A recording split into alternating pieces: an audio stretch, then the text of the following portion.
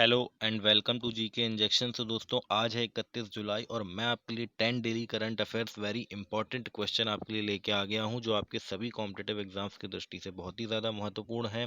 तो ज़्यादा time waste ना करते हुए आज के हम अपने क्वेश्चंस जो हैं वो स्टार्ट करते हैं। बहुत कुछ आपको जानने के लिए मिलेगा तो कृपया अंत तक वीडियो में बने रहिएगा। चलिए फर्स्ट क्वेश्चन देखते हैं हमारा। तो फर्स्ट क्वेश्चन क्या कह रहा है, राष्ट्रीय शिक्षा नीति के तहत शिक्षा प्रणाली में परिवर्तन का सुझाव देने के लिए सरकार द्वारा गठित समिति के प्रमुख कौन थे। तो दोस्तों जैसा कि आपको पता है कि अभी नेशनल एजुकेशन पॉलिसी आई है 34 साल बाद। तो शिक्षा प्रणाली में परिवर्तन के लिए राष्ट्रीय शिक्षा नीति के लिए यहाँ पर दोस्तों एक कमिटी गठित की गई थी, समिति का गठन किया गया था और उस समिति के हेड थे के कस्तूरी रंगन, जो कि हमारे पूर्व इसरो चीफ भी रह चुके हैं। ओके, अभी करंट में जो इसरो के चीफ हैं वो है के सिवान जी। कौन है? के सिवान जी जो हैं दोस्तों, वो क्या है, हमारे इसरो के करंट हेड हैं। ये पूर्व हेड थे, ये आपको याद रखना है। और शिक्षा नीति के तहत शिक्षा नीति के लिए जो कमेटी गठित की गई थी उसके हेड भी के कस्तूरी रंगन हैं। ओके, पहले एक कमेटी गठित की गई थी दोस्तों जिसका नाम था सुब्रमण्यम कमेटी, यानी सुब्रमण्यम जी की अध्यक्षता में वो कमेटी गठित की गई थी। उसके बाद फिर उसमें चेंजेस किए गए और उनका हेड जो है कमेटी का वो के कस्तूरी रंगन जी को बनाया गया था। ये बात अतिरिक्त रूप से आप यहाँ पर याद रख लेंगे। ओके, तो चलिए दोस्तों नेक्स्ट क्वेश्चन देखते हैं फिर हमारा। तो नेक्स्ट क्वेश्चन है हमारा, बांग्लादेश के खिलाड़ी काजी अनिक इस्लाम को डोप टेस्ट में फेल होने के लिए 2 साल का प्रतिबंध दिया गया है। वह किस खेल से संबंधित है? तो दोस्तों यहाँ पर बांग्लादेश के खिलाड़ी हैं काजी अनिक इस्लाम, इनको डोप टेस्ट में फेल हो गए हैं ये। ओके, तो डोप टेस्ट में फेल होने के लिए इनके ऊपर 2 साल का प्रतिबंध लगाया गया है। अब ये किस खेल से संबंधित है ये आपको बताना है और वेरी इंपॉर्टेंट क्वेश्चन है दोस्तों स्पोर्ट्स से। ओके, तो ये थे क्रिकेट से संबंधित जिनके ऊपर अभी 2 साल का बैन जो है वो लगा दिया गया है क्योंकि ये डोप टेस्ट में फेल हो गए हैं। नाम याद रखिएगा, काजी अनिक इस्लाम। और ऐसा भी आपको पूछ सकता है कि काजी अनिक इस्लाम जिन्हें अभी डोप टेस्ट में फेल होने के कारण 2 साल का प्रतिबंध लगाया गया है जिनके ऊपर, वह किस देश के खिलाड़ी हैं? तो आपको याद रखना है वह बांग्लादेश के खिलाड़ी हैं। ओके, चलिए देखते हैं नेक्स्ट क्वेश्चन। नेक्स्ट क्वेश्चन है हमारा, पेटीएम मनी के मुख्य कार्यकारी अधिकारी यानी कि सीईओ के रूप में किसे नियुक्त किया गया है? तो दोस्तों पेटीएम मनी के सीईओ के रूप में वरुण श्रीधर को यहाँ पर नियुक्त किया गया है। वरुण श्रीधर को पेटीएम मनी का सीईओ बनाया गया है। ओके, विजय शेखर शर्मा जी, तो विजय शेखर शर्मा जो है दोस्तों पेटीएम के फाउंडिंग मेंबर हैं, फाउंडर हैं। यहाँ पर आपको यह बात याद रखनी है। ओके, चलिए देखते हैं नेक्स्ट क्वेश्चन। नेक्स्ट क्वेश्चन है दोस्तों, कैबिनेट ने दवा पारंपरिक प्रणालियों के बीच और किस राष्ट्र के बीच समझौता ज्ञापन पर हस्ताक्षर करने को मंजूरी दी है?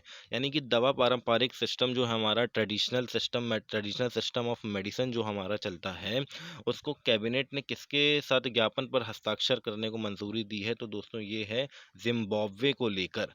ओके, जिम्बाब्वे के साथ यहाँ पर हस्ताक्षर किए गए हैं, यानी मेडिसिन एक्सचेंज की बात की जा रही है, यानी कि मेडिसिन जो है वो जिम्बाब्वे को भेजने की भारत बात कर रहा है। ये बात आपको यहाँ पर ये बात याद रखनी है। ओके, याद रखिएगा। चलिए देखते हैं नेक्स्ट क्वेश्चन फिर हम। नेक्स्ट क्वेश्चन है हमारा, हाल ही में किस अंतरिक्ष एजेंसी ने मंगल पर जीवन की खोज के लिए मंगल पर परसीवरेंस रोबोट लॉन्च किया है? अब यहाँ पर दोस्तों अभी ध्यान से देखिएगा, कुछ दिन पहले चाइना ने अपना एक मिशन भेजा था जिसका नाम था तियानवेन वन।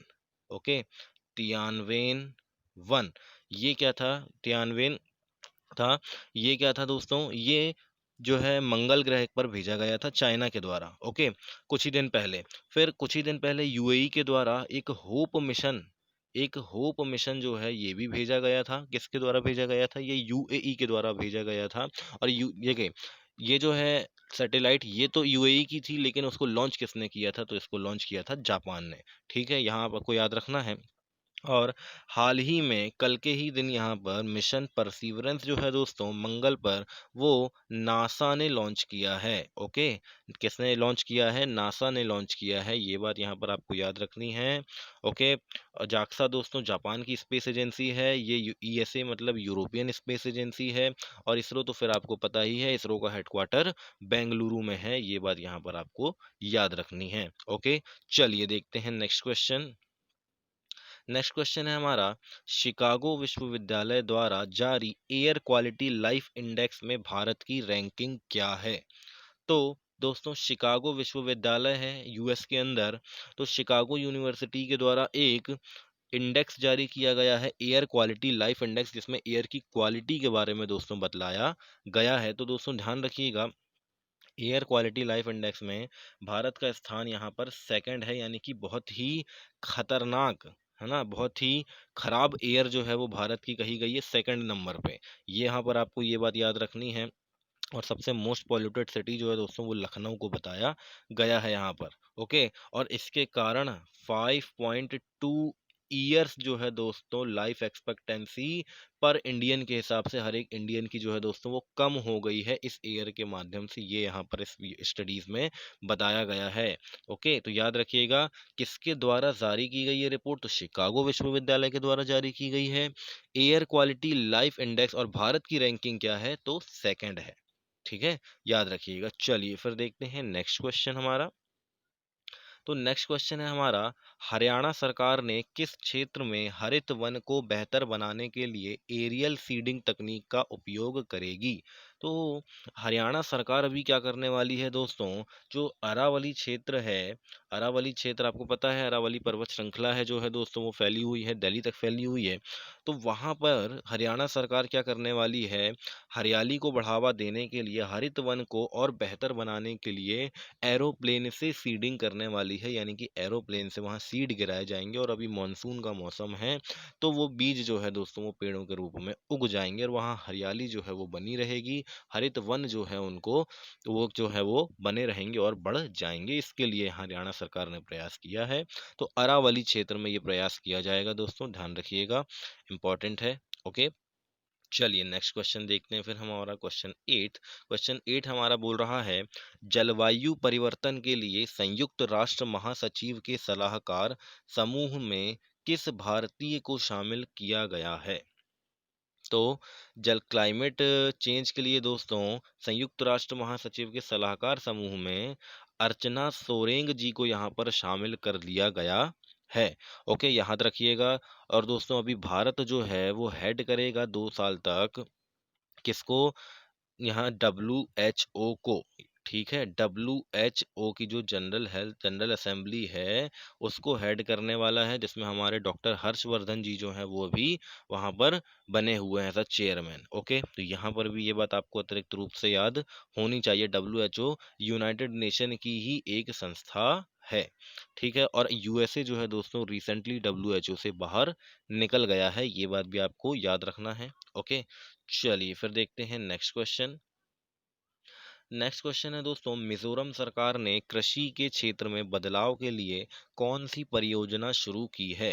तो मिजोरम सरकार ने दोस्तों हाल ही में कृषि क्षेत्र में बदलाव लाने के लिए एक परियोजना शुरू की है, जिसका नाम है ग्रीन एजी, यानी कि ग्रीन एग्रीकल्चर। ग्रीन एग्रीकल्चर का मतलब ये है दोस्तों कि ज़्यादा पेस्टिसाइड्स और जो अपने फर्टिलाइजर्स होते हैं इन सब का यूज़ जितना कम से कम हो सके, या नेग्लिजिबल जितना हो सके उतना हम यहाँ पर करें। तो ग्रीन एग्रीकल्चर नाम से मिजोरम सरकार ने ये योजना शुरू की है, ये बात आपको यहाँ पर याद रखनी है। ओके, चलिए नेक्स्ट क्वेश्चन देखते हैं फिर। नेक्स्ट एंड लास्ट क्वेश्चन है हमारा, हाल ही में जिन लोगों, सॉरी ये थोड़ा सा गलत है यहाँ पर। ओके, जिन है यहाँ पर, जिन केवल है, लोगों नहीं है। तो हाल ही में जिन लिकुन को एशियाई अवसंरचना निवेश बैंक का अध्यक्ष फिर से चुना गया है, इसका मुख्यालय कहाँ है? ओके, तो जिन लिकुन को एशियन इंफ्रास्ट्रक्चर इन्वेस्टमेंट बैंक जो है दोस्तों, वहाँ का क्या चुना गया है? अध्यक्ष चुना गया है, चेयरमैन चुना गया है। ये बात आपको यहाँ पर इम्पोर्टेंट है और इसका मुख्यालय जो है ये स्टैटिक जीके के पॉइंट ऑफ व्यू से बहुत ज़्यादा इम्पोर्टेंट है क्योंकि ये न्यूज़ में है। तो इसका मुख्यालय जो है दोस्तों वो चाइना के बीजिंग में आता है और चाइना के इनिशिएटिव से ही ये स्टार्ट किया गया था। चाइना के शेयर जो हैं दोस्तों इस बैंक में 50% तक है। ओके। और दूसरा सबसे बड़ा शेयर जो है वो किसका है? वो है हमारे इंडिया का। ओके। इंडिया का हमारा दूसरा सबसे बड़ा यहाँ पर शेयर है और चाइना का 50% शेयर है। यानी कि अगर मैं बात करूँ 100 बिलियन इस बैंक में है तो उसमें से 50 बिलियन डॉलर जो है दोस्तों वो चाइना के हैं। ओके। तो यहाँ पर एक बात यहाँ पर आपको याद रखनी है। ओके। तो ये थे हमारे कितने 10 क्वेश्चन। ओके, जो मैंने आपके साथ यहाँ पर डिस्कस डिस्कस किए। आई होप कि आपको बहुत कुछ यहाँ पर जानने को मिला होगा। अगर आपको दोस्तों वीडियो पसंद आती है तो कृपया वीडियो को लाइक कीजिए और आप इस लेक्चर की अगर आपको पीडीएफ चाहिए तो आप हमारा जो टेलीग्राम चैनल है जीके इंजेक्शन ये सब्सक्राइब कर सकते हैं, इसको ज्वाइन कर सकते हैं। इसमें आपको हर लेक्चर की पीडीएफ जो है दोस्तों वो तुरंत अवेलेबल हो जाती है यहाँ पर। ठीक है, तो ये बात अतिरिक्त रूप से आप याद रखिए और वीडियो को लाइक कीजिए, शेयर कीजिए, चैनल को सब्सक्राइब कर दीजिए।